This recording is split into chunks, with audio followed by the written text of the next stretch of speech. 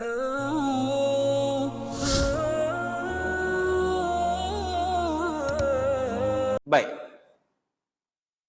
Jadi apa tanggungjawab kewajipan berkaitan pusaka si mati? Jadi apabila si mati itu meninggal dunia, apakah kewajipan dia kepada harta dia tadilah? Apa kewajipan dia? Ada lebih kurang ada empat kewajipan yang perlu dilaksanakan. Yang perlu dilaksanakan. Yang pertama iaitu persiapan jenazah, menguruskan jenazah. Dalam syarak menyegerakan, wajib untuk menyegerakan ke bumi mayat jenazah. Tak boleh tangguh. Kalau tangguh tanpa ada sebab yang syar'i, haram hukumnya. Jadi apabila melibatkan tanggungjawab jenazah ini, maka diperlukan kos.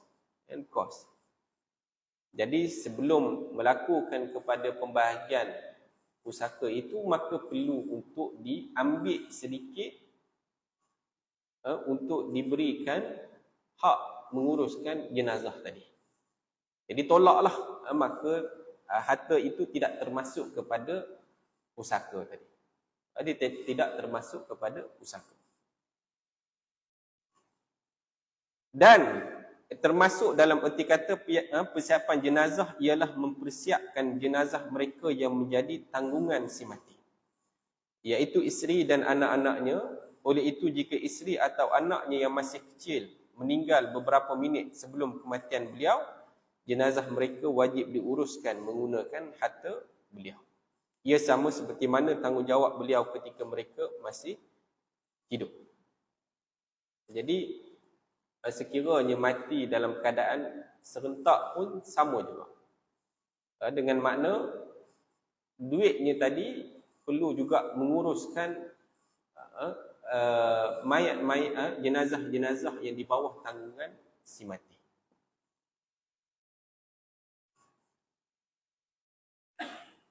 Jadi itu adalah kos yang tidak termasuk di dalam bab pusaka. Yang kedua iaitu hutang yang berada dalam tanggungan si mati. Hutang. Jadi yang pertamanya hutang kita bahagikan dua lah. Hutang dengan Allah Subhanahu wa taala dan hutang dengan manusia. Kalau hutang dengan Allah ni apa dia? Si mati tidak mengeluarkan zakat. Jadi pada waktu itu wajib untuk dibahagikan zakat. Sekiranya ada nazar ataupun ada kafarah, maka semuanya itu adalah wajib untuk ditolak. Ataupun tidak pergi haji lagi, maka perlu keluarkan juga kosnya buat badal haji. Tapi badal haji pun mahal sekarang ni. Walaupun orang Saudi sendiri pun mahal. 10,000 rial tak silap. Untuk sesama orang Saudi sendiri pun mahal. Jadi kalau ada orang buat badal dengan harga yang rendah tu, kena hati-hati sikit lah. Kena hati-hati.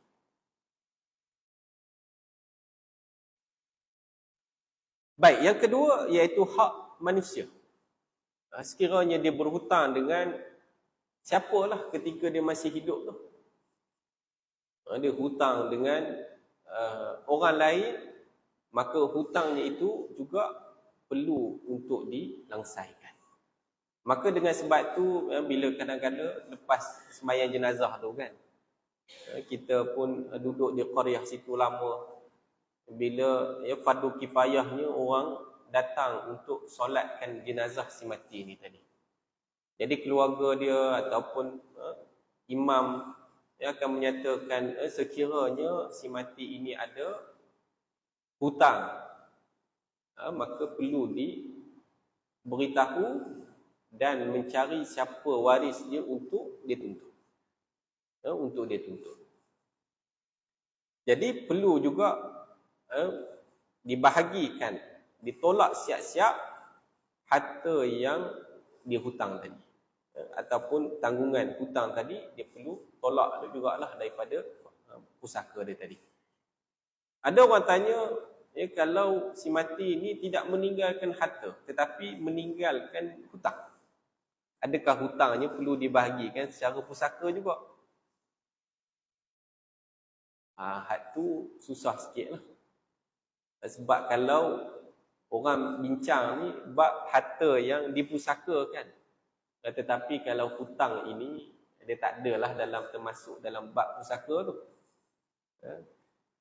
Tetapi yang menjadi tanggungan kepada itu adalah si mati itulah. Si mati dia akan bertanggungjawab bila dia tak membayar hutangnya, dia bertanggungjawab di akhirat nanti. Sebab itu hak melibatkan hak manusia. Tetapi sekiranya mati dalam keadaan tiba-tiba, maka pada waktu itulah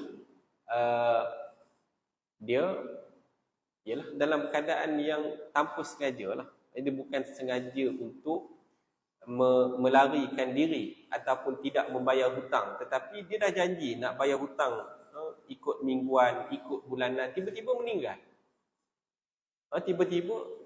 Jadi sebab itu dalam Islam ni ada qadhu hasan. Qadhu hasan. Sekira hutang baik lah, kita kata qadhu hasan ni hutang baik. Sebab dalam Islam ini secara asasnya kenapa kita berhutang? Kita berhutang ini kerana tidak cukup duit. Bila tidak cukup duit, kita akan meminta kepada orang yang ada lebihan. Dia ada lebihan. Dia mampu, dia ada harta yang lebih, maka kita pinjam dekat dia. Mana dalam keadaan kita memerlukanlah. Dalam keadaan kita memerlukan. Maka dengan sebab itu, sekiranya dinaikkan bunga pada pinjaman tersebut, maka dia menjadi riba yang diharamkan di dalam jahiliah itu. Kerana apa? Kerana biasanya pada zaman jahiliah ini orang meminjam duit kerana dia memerlukan. Dia bukan saja-saja nak pinjam duit. Jadi tiba-tiba dia ni dah susah. Tiba-tiba orang yang ada lebihan duit ini mengenakan denda pula kepada orang yang memerlukan. Yang maka diharamkan bunga tersebut oleh syarak. Jadi kalau misalnya tak dan nak bayar, maka ialah ihsan kepada pemberi hutang itu untuk menghalalkan hutangnya. Sebab tu dalam kalimah syarak ini dipanggil qadhu hasan. Ia hutang baik. Hutang yang ihsan lah kita katakan tu. Hutang secara ihsan. Sebab ada tak menjadi tanggungjawab kepada keluarga dia untuk membayarkan hutangnya. Itu juga menjadi ihsan kepada keluarga dia. Bukan menjadi kewajipan. Bukan menjadi kewajipan kepada keluarga untuk bayar. Sekiranya keluarga tak mampu, tak boleh nak bayar, maka bukan kewajipan dekat dia untuk bayar hutang si mati tadi. Tetapi bayar dengan sebab apa? Ihsan kepada si mati. Namun apa sebab alasan, apa jua alasan selepas itu, maka dekat akhirat lah di antara penghutang dengan miutang tadi. Kalau di akhirat nanti tiba-tiba kata si mati ini dengan sengaja tak nak bayar hutang. Dia ada kemampuan, tiba-tiba tak nak bayar hutang. Maka pada waktu itu kenalah balasan dah. Tetapi dengan tak sengaja, dalam keadaan dia susah, yang dalam Quran sebut apabila diberikan hutang dan zu usratin fanadhiratun ila maisarah.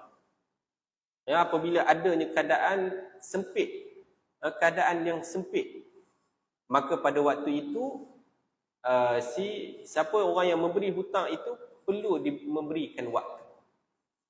Perlu memberikan waktu sehingga lapang. Tak bolehlah macam alung tu. Dalam Islam ni dia ada, itu dia punya suruhan. Jadi sekiranya bukan sengaja untuk dia lepaskan tanggungjawabnya tu, maka di akhirat nanti Allah ke atas Allah Subhanahu wa taala untuk menentukan sama ada dia lepas ataupun tidak. Namun adakah menjadi pewaris wajib untuk dibayar? Tak wajib.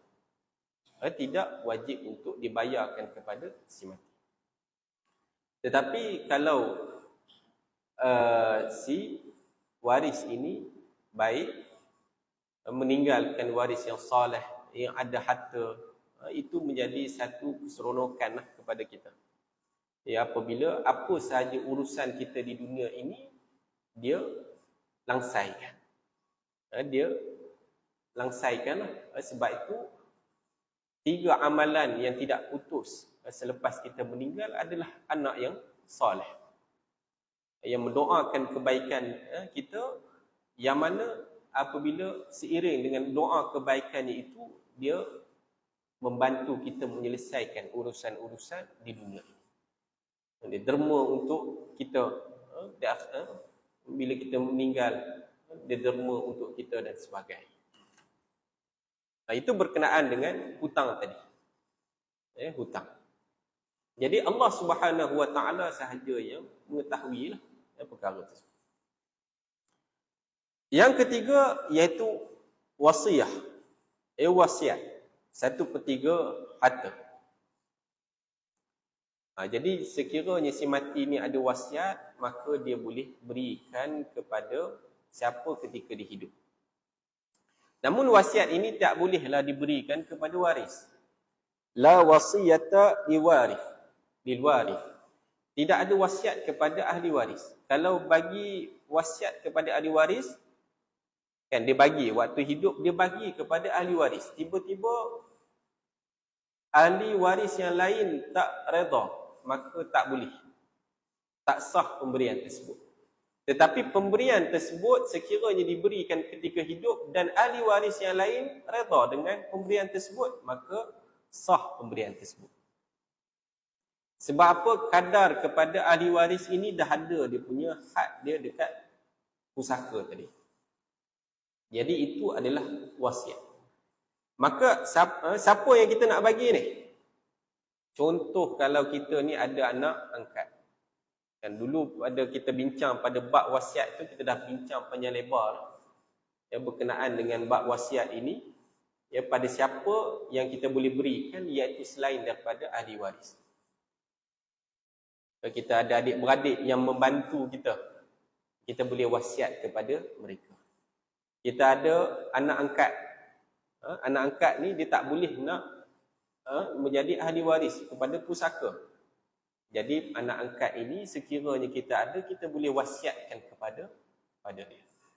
Ataupun ada kawan kita dan sebagainya, itu adalah hak waris. Hak untuk diwasiatkan lah. Untuk diwasiat. Dan kadarnya adalah 1/3. Tak boleh lebih. Sekiranya lebih, dengan persetujuan ahli waris. Kalau ahli waris tak setuju dengan wasiat tersebut, maka tidak sah jugalah wasiat tersebut. Namun yang tak ada kadar, yang tak ada kadar yang boleh kepada siapa sahaja adalah hibah. Hibah ini boleh untuk diberikan kepada ahli waris ataupun bukan ahli waris. Itu pun kita telah bincangkan panjang lebar lah berkenaan dengan hibah itu. Maka wasiat ini perlu juga sebelum selepas daripada pengebumian, selepas hutang, selepas tu wasiat, dan kemudian barulah kepada pusaka. Tetapi urusan tersebut boleh selamat, sama ada kalau dibuat cepat lagi baguslah. 1 ke 2 hari ke 3 hari. Namun mengambil kira jugalah uruf semasa, iaitu apa dia? Uruf semasa ni kena raikan juga perundangan semasa. Perundangan semasa. Contoh kan, kita ni beli motor, beli kereta kan. Beli kereta dengan Tuan Syed, beli kereta dia. Beli kereta dia, hak Camry tu berapa? 100,000. Beli 100,000 kereta Imam Syed. Jadi ambil kereta, bagi 100,000. Tukar nama? Tak. Tak tukar nama. Sah tak jual beli tersebut? Sah. Walaupun tak tukar nama. Sebab itu adalah legal ownership yang dalam Islam ni dia tak mengambil kira lah pada bab tersebut. Itu hanya pemilikan undang-undang. Pemilikan undang-undang. Tapi pada bab tapi kita mengambil kira jugalah bila kita nak buat pembahagian pusaka itu. Kita tengok berapa proses, berapa nak pergi kepada mahkamah pusaka. Kita kena ambil juga sijil pewarisan daripada dia. Nak dikirakan berapa ahli waris yang ada. Dah dapat dia punya tu, barulah berlaku pertukaran nama dan sebagainya. Tak apalah mengambil kira, tetapi prosesnya itu wajib untuk dipercepatkan. Sebab mengambil kira tadi hak, proses untuk pindah milik berlaku secara automatik tadi. Jadi itu berkaitan dengan kewajipan berkaitan pusaka simatik.